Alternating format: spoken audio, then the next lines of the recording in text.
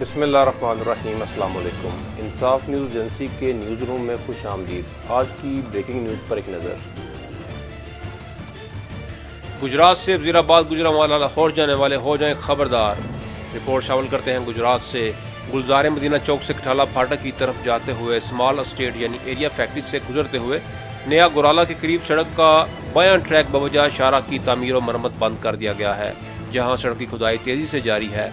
सफ़र करने वाले अफराद को मुतल्ला किया जाता है कि अपनी सवारी पर एहतियात से सफ़र करें और मुतबादल दाएं जानब की सड़क एहतियात से इस्तेमाल करें, क्योंकि आने जाने के लिए एक ही सड़क ज़ेर इस्तेमाल है। जी नाज़रीन, आपको गुजरात से अपडेट करते हैं। गुलजार मदीना चौक से कठाला फाटक की तरफ जाते हुए स्मॉल एस्टेट यानी एरिया फैक्ट्री से गुजरते हुए नया गुराला के करीब सड़क का बायां ट्रैक बवजह शाहराह की तामीर और मरम्मत बंद कर दिया गया है, जहां सड़क की खुदाई तेजी से जारी है। सफ़र करने वाले अफराद को मुतल्ला किया जाता है अपनी सवारी पर सफ़र एहतियात से करें और मुतबादल दाएं जानब की सड़क एहतियात से इस्तेमाल करें, क्योंकि आने जाने के लिए एक ही सड़क ज़ेर इस्तेमाल होगी।